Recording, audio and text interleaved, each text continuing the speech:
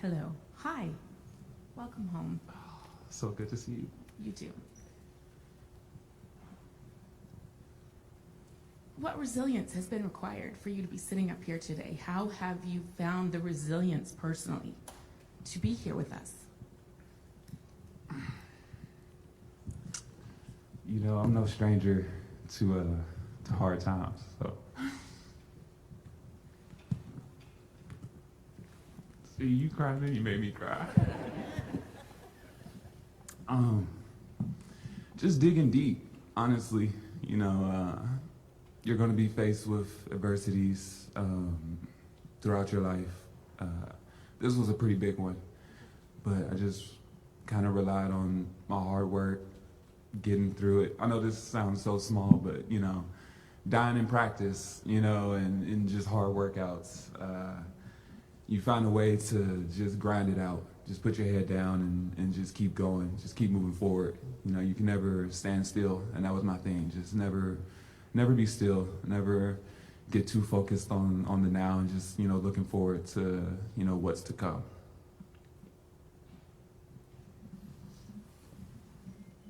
Hey, Britt, BG Mac Gutman with ABC News. I think I echo everyone and my colleagues here. We are so happy to see you here. Thank you. And I don't know if it was timed with your availability today, but you may know that the Washington Post, the New York Times, the Wall Street Journal put out an ad demanding the release of Evan Gershkovich today, right? So during your detention, were you aware of all of the efforts on your behalf, of the hashtag WeAreBG, and what message would you send to Evan and Paul Whelan today? Yes, I was aware. There was a little bit of a delay in getting news sometimes, but I was aware of the efforts and everything that was going on. I was able to see pictures sometimes of different things, the WeAreBG. So just knowing that and having that, just being aware of what was going on when, you know, you don't know anything. You're there, you're sitting there, you're like, okay, I know people are fighting for me or bringing awareness to what's going on. And those times where I was able to see what was going on, it definitely, you know, it made me a little bit more comfortable. It made me a little bit have hope, which is a really hard thing to have, a really dangerous thing to have, because, you know, when it doesn't work, it's so crushing.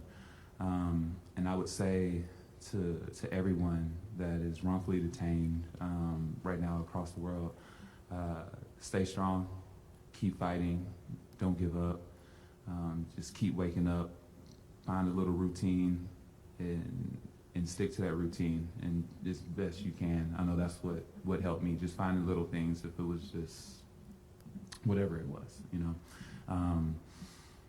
Just keep pushing, because we're not going to stop. We're not going to stop fighting. We're not going to stop bringing awareness to everyone that's left behind right now. Hi, it's Ewan McCurdy with CBS News. First of all, welcome back. We're so thrilled to have you here. I was wondering if you could explain a little bit about what your ordeal did for your mental and your physical health, and what your journey has been to get back to the place where you are now, where you're about to embark on preseason. You know, it was strenuous. And coming back from basically, you know, doing nothing, not having any gym or anything to be at, getting back into it was hard. It's still a process. You know, just the little things. I mean, doing a plank, you know, was so simple before, and couldn't even stay up very long, you know, in just a regular plank when I first came back. Because as an athlete, you always want to be where you left off. And I left off playoffs, you know, finals, Chicago. And I wanted to be that player when I started back. And just everybody telling me to give myself grace and it's going to take time. But that's the hardest thing to do to a pro athlete, because we always want to be right back at our tip-top shape. So it's been a struggle, but like I said, it's liberating as well at the same time, just as a release, just getting back to my craft. And then being here in Phoenix, you know, with my coaches and my teammates really supporting me, you know, at every step of the way on the court. So it's been pretty good. Hey, I am Stephanie Elam with CNN, and first of all, I have to say there's a great amount of lightness around you, which I think is kind of shocking considering what you've been through. It's extraordinary. I'm curious if the desire to play overseas in the off-season is a need or a want, and if that is something that needs to be addressed, and if it is a need, what do you think needs to be addressed about it?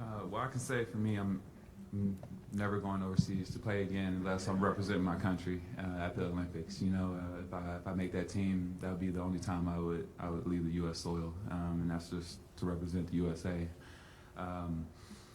I'll say this, you know, the whole reason a lot of us go over, you know, is the pay gap. You know, a lot of us go over there to make an income to support our families, to support ourselves.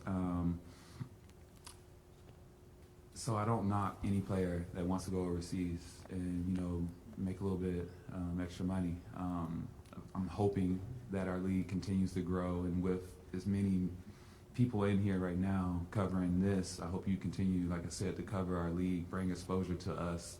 I hope a lot of these companies start to invest in our craft, because as you'll see this season, if you haven't watched before, we have a really good craft in ourselves in the WNBA.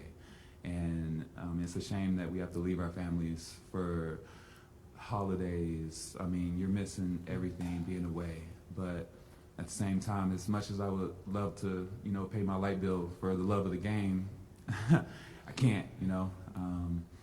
So I think that's probably one of the biggest reasons people are still going overseas, and that's why I was there, you know. So hopefully that changes, though. BG, Lena Washington, 12 News, welcome back. So good to see you. We've seen you out around town at the MLK Day March, the WM Phoenix Open, recently a Suns game. What did that feel like for you, and how did just walking around town change from maybe 2 years ago? Walking around town is a little bit different, a little bit different now. But it felt good just being back, just being on U.S. soil, especially being back here in the Valley. Made this my home, and it was really warming. I had nothing but love, you know, being out and about, and just trying to get back to just being normal, you know, just being able to walk out the door and go see and do things. So it's been amazing. All the things that I really couldn't do either, because I was overseas playing. So I got to do a couple of those things here recently, which was really nice, actually.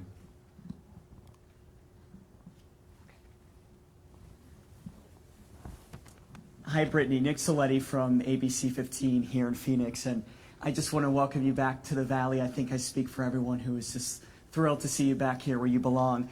You mentioned something I found very interesting just a few moments ago. You had said that hope is a dangerous thing to have. I was wondering if you could dive deeper into that for us, and also explain throughout this whole process if you ever had a moment where you lost hope, and how did you get that hope back? I'll say this. When I did lose my hope, looking at photos of my family, that brought my hope back. Just being able to see their faces, that did it for me. You know, in a moment where you kind of want to give up, you look at the photos and it kind of brings you back. You know what you're waiting on. You're waiting to be back with your family, you know, with your loved ones, and in a safe place. So I'll go that far and say that, but the rest, you know, have to wait a little bit later to catch the rest of that. Fair enough. Welcome back. Thank you. Entering this season, how did your mindset change as a person and athlete given all you've gone through? Not taking anything for granted. You know, life is short.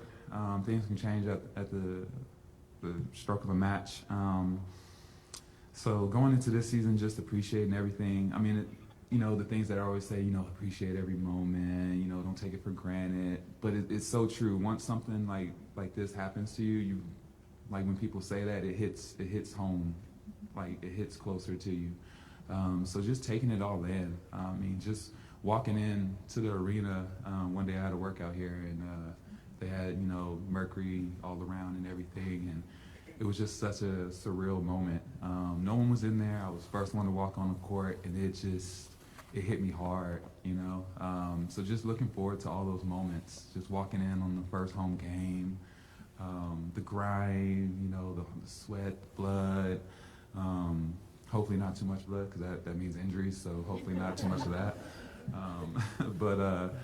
But just taking all that in, you know, I missed it. Like I would have rather been doing a 2-a-days, you know. Coach, don't get any ideas. But I would have rather been in a 2-a-day dying, and you know, than to be where I was. So just looking forward to being back to that.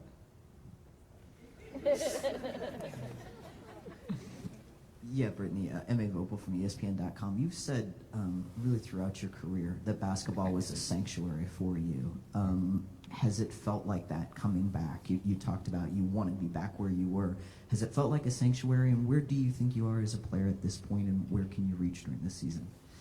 Well, I mean, I always believe in my ability. If we had a game tomorrow, I mean, we're gonna go get that dub. But you know, being realistic, am I exactly where I want to be? No, but you know, I'm on the right track to getting there. That's for sure. I will say that. It's still a sanctuary. I mean, in the beginning, no. You know, the first, I want to say day, but what was it day? Like 2 weeks? First month. It was hard. It's funny because she was literally filming me in the beginning, and yeah, those videos are really, really different to how they are now, you know, where I'm at now. You know, I feel like I've hit the corner and just loving it now. But at first there was a point where it was like, wow, like, dang, do I really want to do this fast right now? But no, it was so worth it, so worth it. Hi, Brittney. Over here. Jen Ortiz, Arizona Republic. When you came back, Vanessa was your new head coach. How have those conversations been, and how is your support system here in Phoenix? I think the first thing I said was sorry. You know, she was with Vegas that my last year playing, and we kind of sent them home. So, you know, I kind of made a joke about that. I'm a jokester. I use humor a lot throughout this whole experience, just laughing at things. But no, it's been great getting to know her as a person. I'm really looking forward to the season, honestly. It's going to be really good things here, and I'm looking forward to being coached by her. Hey, Brittney, Robbie Baker with Fox 10. Good to see you and welcome home. You mentioned being back in the arena. We've seen you at the practice facility a few times with a big smile on your face. What were the emotions like the first time you got your hands on a basketball again and getting back on the court? So the first time I had a basketball in my hand actually was in San Antonio. It was good. It was good. You know, got some shots up. I mean, I was in some chucks. So I was in some low top chucks, you know, just I was outside and, you know, like I thought I was like 16 again. I mean, my ankles did not like it, but it was good. I threw it down just to see, you know, I was like, let me just see if I can still throw this thing down. And I did. You have to ask, that's a good question for my wife. Ask her how it felt getting dunked on. Oops. Did I say that? Did I say that out loud? This is Alexis with AZ Family. Welcome home. So at this point, you become the face of Americans detained overseas. What's that feel like? How are you feeling? And how do you continue to raise awareness throughout the season and really, you know, throughout your career? Well, I'm really fortunate to have this platform that I have. And every chance that I get, if it's wearing a shirt, saying their names, any interview that I have, and you'll see a theme throughout the season with that. That's just bringing awareness to everybody that doesn't have the platform and the followers and, you know, the exposure to everyone like this right now. That is a way that you know, I'm trying to help out in any way that I can. You know, we're partnering with Bring Our Families Home in Phoenix Mercury, and we're going to be doing a lot of good things throughout this season. I know we're doing we're writing letters to the families fans can come and write, which I will suggest everyone doing, please, because you don't understand how good it felt to get a letter from your family, from just random people that I've never even met. It just lets you know that you're not forgotten, and it's so easy to feel forgotten, to feel like no one's thinking of you. And then when you get a letter from people that you know and people that you don't even know, it just does something to you. It just gives you like a spark of life, to keep holding on, keep fighting, not to give in. So these are things that we're gonna do throughout this season.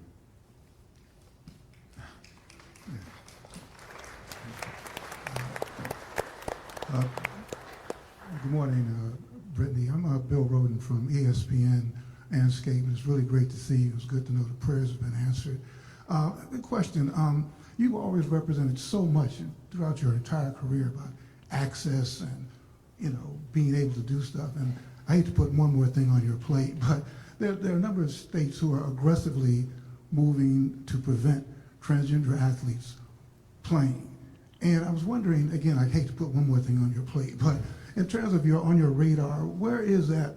You're going to have a tremendous platform, but where is that going to be on your radar in terms of advocating for, athletes, all athletes, transgender athletes, to be able to play?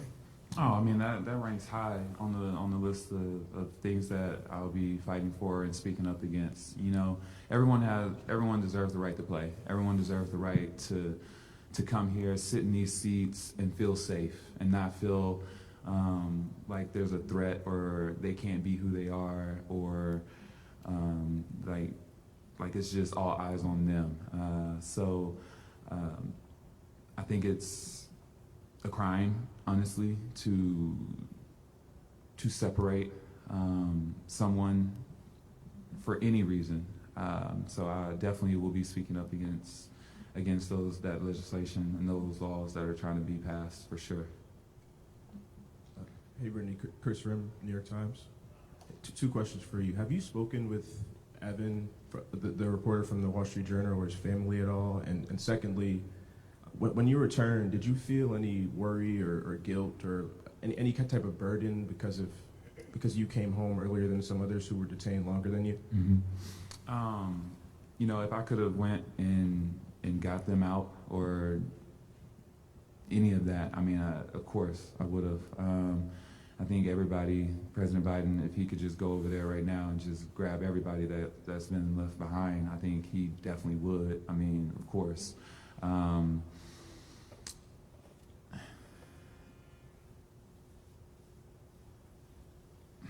It's hard. It's hard. I come from military family. My dad, Vietnam, 68, 69 Marine. So, I have that mindset, no man left behind. No man, no woman, no one left behind.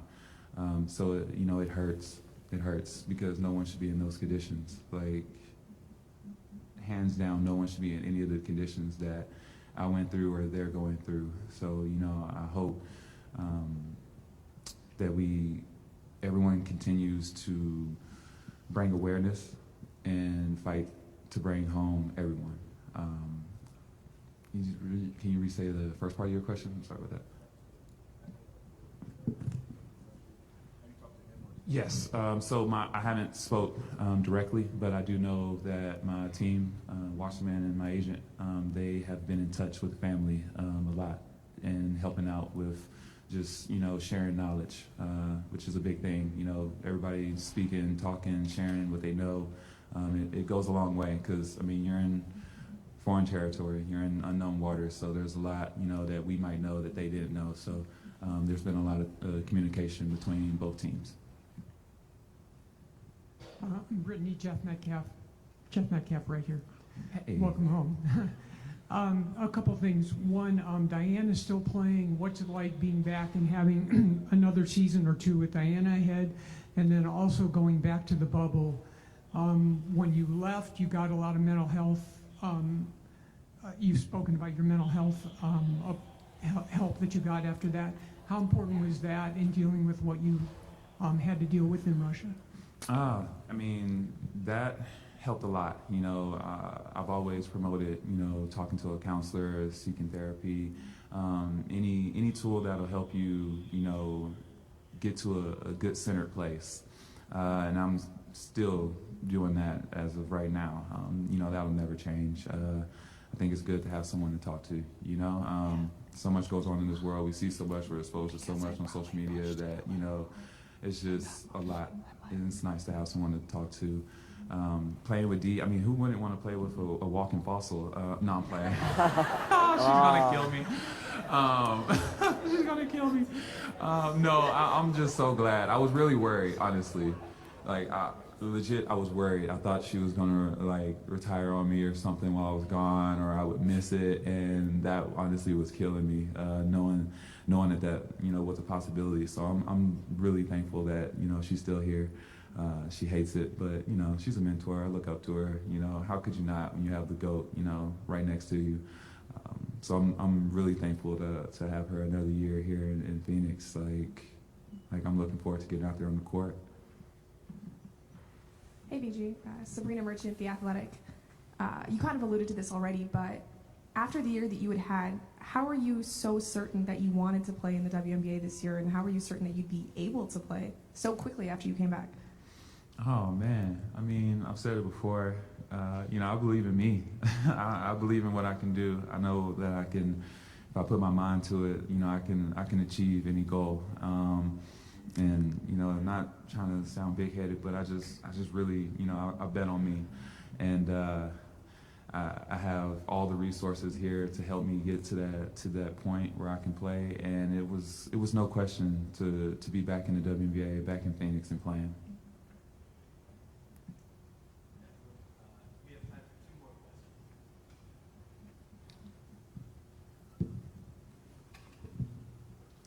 Brittney, Eliav Gabay, Sports 360 AZ. So picking back off of Jeff's question a little bit, what was the reaction being with the teammates again and now really feeling physically part of the team again now that you've been able to be in it a little bit longer? I mean, just seeing everybody, just being back. On my ride back from San Antonio here, actually, I was lucky that Dee was able to come, so she was the first player that I got to see.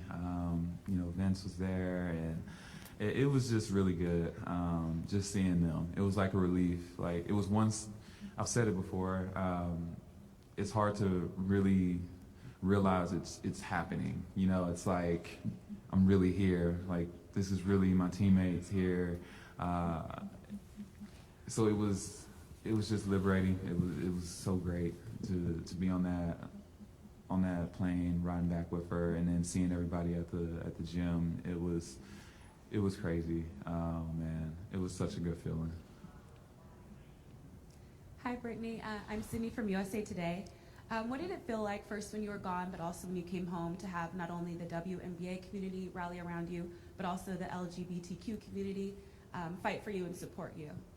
I mean, like I said, just seeing everybody backing me and supporting me, supporting my family. You know, I heard about the standing ovation my wife got when she came to a game. You know, like just little things like that. All-star, you know, with the league. Just knowing that everyone was going above and beyond. People that I'd never even met, you know, going to bat for me and supporting me.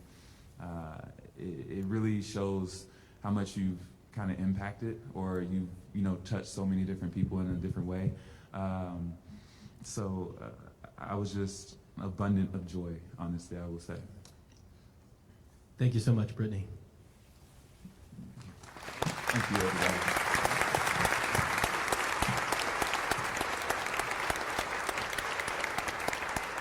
Okay, thanks everyone again. At this time, we'll ask you to please join us outside for the unveiling of a mural dedicated to the fight to bring wrongfully detained Americans home. We're going to allow about 5 minutes for the press to assemble. Full information on this partnership between Brittney, the Mercury, and the Bring Our Families Home campaign can be found in your inbox and also on the one sheet you received on the way in.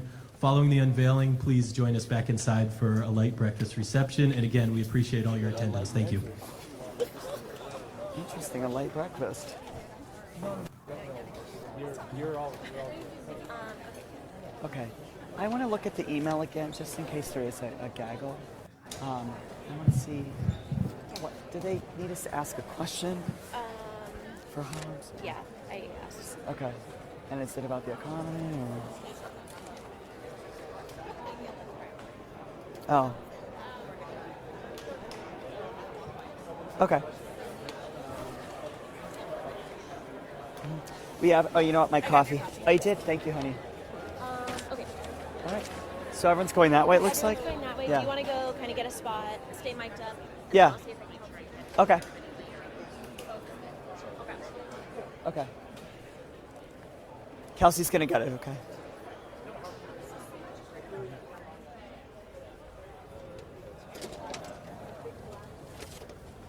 Oh, you got it? Okay. Is she coming too? There she is. Okay, yeah, that's weird because I saw people this. I think it's this way, but we just saw people go that way too. We'll follow the crowd. It's fine. Do you think she'll be at the breakfast? Like, I bet they have deals with people because it was like. I feel like she will. If you have a bagel, like sit down and have half a bagel with. Ice bagel.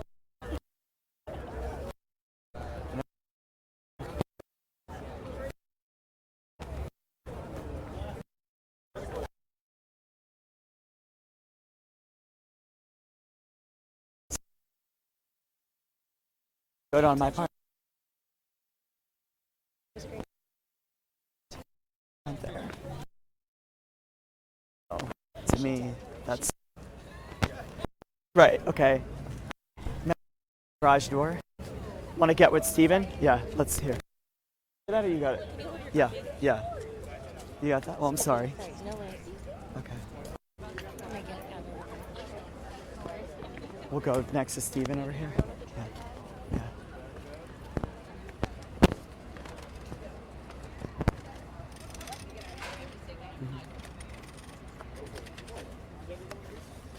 Okay.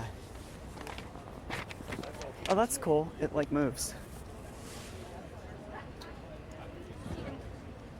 Would it help if I went to the other side? No, no. Okay. Yeah. I might get on the ground and Yeah. get something too. Yeah. I'm just gonna put this here, okay? And then this here.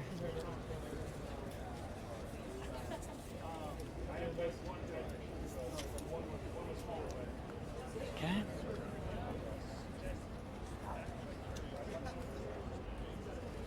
Yeah, I'm gonna sit on the ground. I think I'm. Uh-oh. Brittney just sent me a face plant thing. Oh, What did I say? I didn't say anything bad. You said your question was great. We were fine. Oh, the bagel thing, maybe.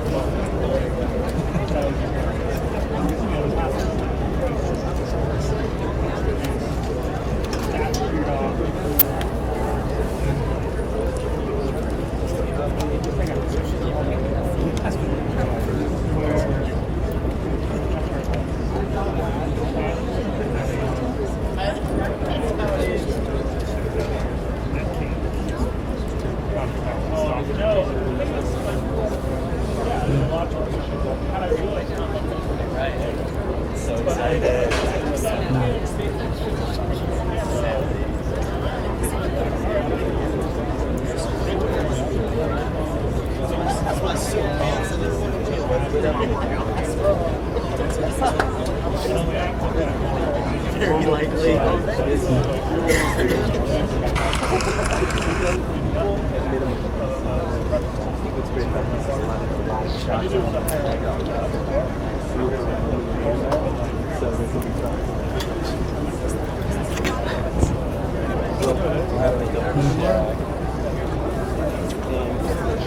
It's on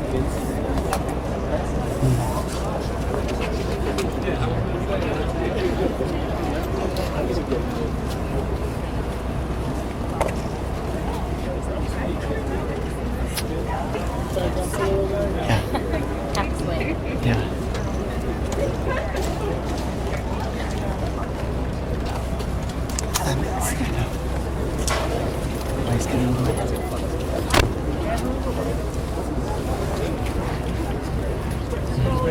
Sir, it's okay. It's for social media. Excuse me.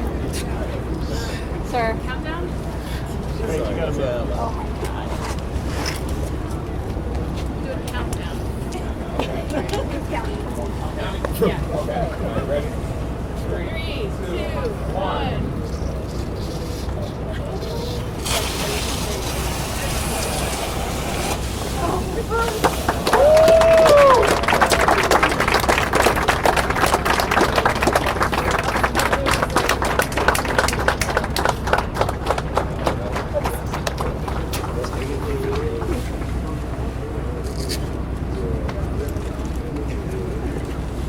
What do you think, Brittney?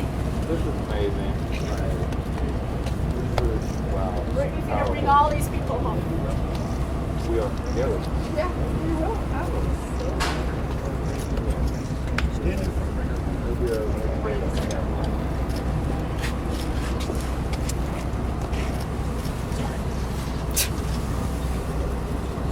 Right behind you. Right behind you. Someone's right behind you. What's it feel like to see so many faces, Brittney?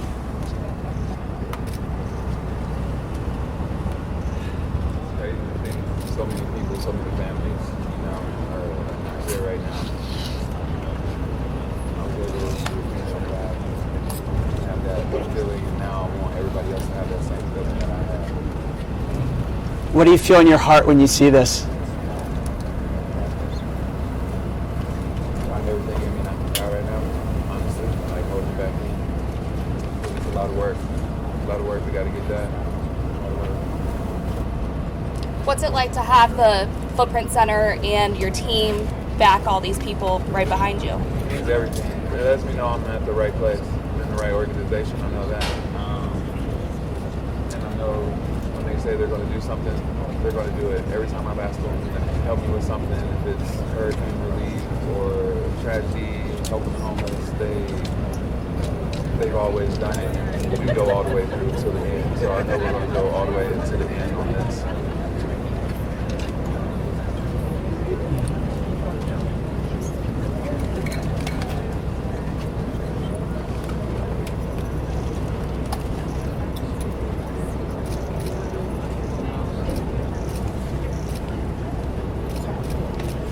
Thanks everyone again. We're going to do a quick photo of Brittney with the governor, and then afterwards Netta will be available for media if anyone has questions. Thanks.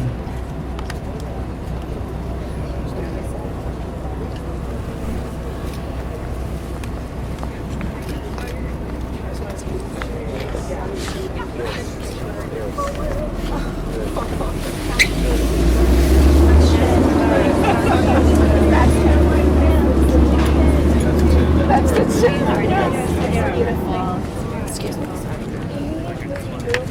That's close in, but not covering any of the faces, just for the governor. Yeah. Sorry. Governor Hobbs, just to your left. Excuse me. Hello.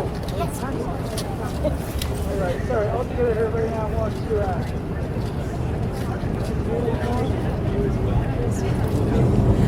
It's crazy. It's like, where do you go? It's kind of scanned. You want to do one in the middle? Just go to that side. Not real much blocking, but obviously you're very tall in the middle, so. Yeah. I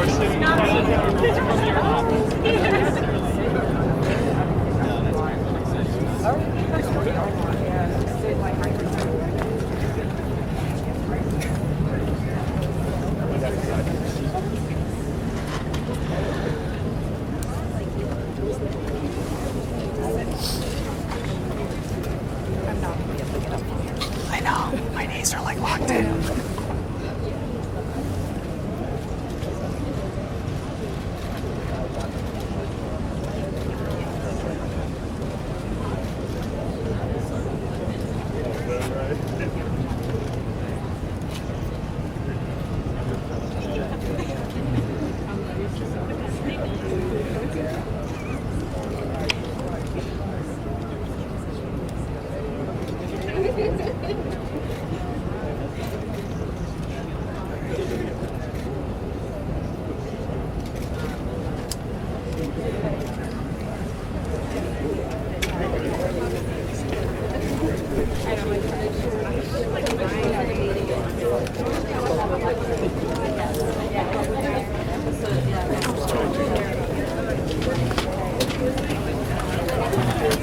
What's this? I'm like, what's this? Sorry, Matt. I don't think we're